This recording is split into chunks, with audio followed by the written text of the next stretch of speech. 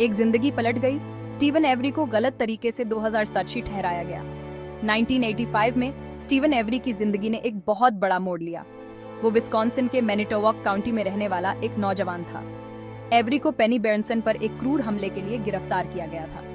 अपनी बेगुनाही का दावा करने के बावजूद उसे 2007 ठहराया गया था। उसने अपनी जिंदगी के 18 साल जेल की सलाखों के पीछे उस जुर्म के लिए बिताए जो उसने किया ही नहीं था। इस गलत 2007 सिद्धि का भार एवरी और उसके परिवार पर बहुत भारी पड़ा। एवरी एक ऐसी न्याय व्यवस्था का प्रतीक बन गया जहां गलतियां होना संभव हैं। उसके मामले ने कानून प्रवर्तन में गलतियों की आशंका पर प्रकाश डाला। अभियोजन पक्ष ने प्रत्यक्षदर्शी की गवाही पर बहुत अधिक भरोसा किया, जिस पर बाद में सवाल उठाए गए। एवरी के खिलाफ सबूत काफी हद तक परिस्थितिजन्य थे, जिससे उसके 2007 होने पर संदेह पैदा हुआ। जैसे जैसे एवरी अपनी सजा काट रहा था, वो उम्मीद से चिपका रहा। उसने अपनी 2007 सिद्धि को पलटने के लिए संघर्ष किया। उसने जेल की लाइब्रेरी में कानून की किताबें पढ़ी। एवरी अपनी बेगुनाही साबित करने के लिए दृढ़ हो गया। विपरीत परिस्थितियों में भी उसकी दृढ़ता आखिरकार रंग लाई। सिस्टम ने स्टीवन एवरी को नाकाम कर दिया था, उसकी आजादी और उसकी प्रतिष्ठा छीन ली थी। लेकिन उसकी कहानी यहीं खत्म नहीं हुई थी। सच्चाई मानो गहरे दबे हुए बीज की तरह अंकुरित होने के अवसर की प्रतीक्षा कर रही थी।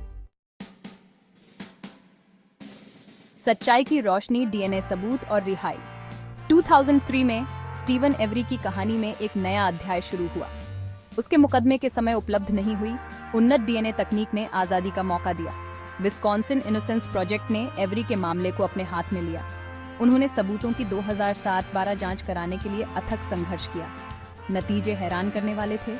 पेनी बेरनसन पर पाया गया डीएनए स्टीवन एवरी से मेल नहीं खाता था।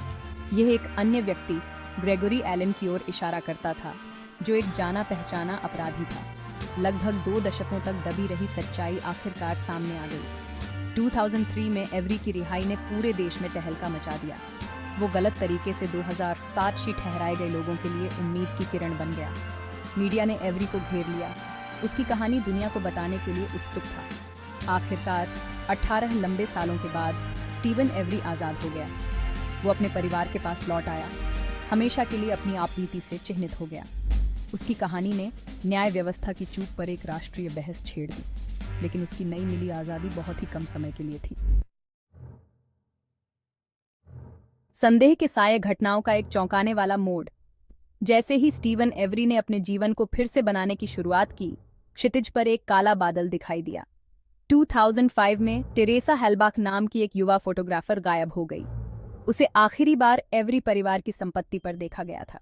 उसके लापता होने की परिस्थितियां रहस्य में डूबी हुई थीं। एवरी के अतीत का साया मंडरा रहा था। उसकी रिहाई के बावजूद उस पर तेजी से संदेह हुआ। पुलिस ने एवरी की संपत्ति पर धावा बोल दिया। उनकी जांच गहन और निरंतर थी। एवरी की संपत्ति पर हेल्बाक की कार की खोज ने रहस्य को और गहरा कर दिया। जांच में ऐसे सबूत मिले जो एवरी को अपराध स्थल से जोड़ते थे। इसमें खून के धब्बे और एवरी के बेडरूम में हेल्बाक की चाबी का मिलना शामिल था। एक बार उम्मीद का प्रतीक बन चुके व्यक्ति पर अब नए आरोप लग रहे थे। राष्ट्र ने अविश्वास में देखा, क्योंकि स्टीवन एवरी वह व्यक्ति जिसने गलत तरीके से 2007 ठहराए जाने का दंश झेला था, पर एक बार फिर जघन्य अपराध का आरोप लगाया गया था। भाग 4। विवाद 2007 से भरा मुकदमा, स्टेट बनाम स्टीवन एवरी। 2007 में स्टीवन एवरी को एक बार फिर जूरी का सामना करना पड़ा। इस बार उन पर टेरेसा हेल्बाक की हत्या का आरोप लगाया गया था। ये मुकदमा बहुत चर्चित था, जिसने मीडिया का बहुत ध्यान आकर्षित किया। अभियोजन पक्ष ने ऐसे सबूत पेश किए जिनके बारे में उनका दावा था कि वे एवरी को अपराध से जोड़ते हैं। एवरी की बचाव टीम ने राज्य के मामले में विसंगतियों पर प्रकाश डालते हुए अथक संघर्ष किया। उन्होंने तर्क दिया कि एवरी के खिलाफ सबूत पुलिस द्वारा रची गई साजिश का नतीजा थे, जो बदला लेने की चाहत रखते थे। बचाव पक्ष ने एवरी की पूर्व रिहाई की ओर इशारा करते हुए सुझाव दिया कि उसे कानून प्रवर्तन द्वारा निशाना बनाया जा रहा है।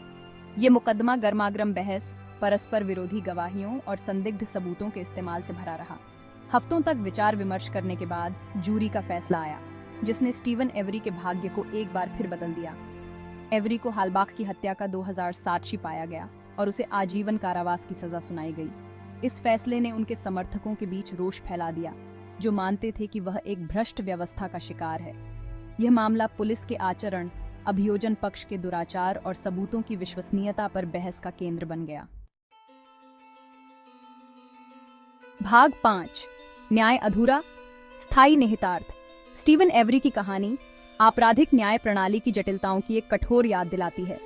यह गलत सजाओं के विनाशकारी प्रभाव और उनके खिलाफ सुरक्षा के महत्व को रेखांकित करता है। एवरी की कहानी निर्दोष साक्ष्यता की धारणा, कानून प्रवर्तन की भूमिका और जनमत के प्रभाव के बारे में गंभीर प्रश्न उठाती है। यह मामला बहस को हवा देता रहता है। कुछ का मानना है कि एवरी को 2 बार गलत तरीके से 2000 साक्षी ठहराया गया था, जो एक ऐसी व्यवस्था का शिकार था जो उसकी रक्षा करने में विफल रही।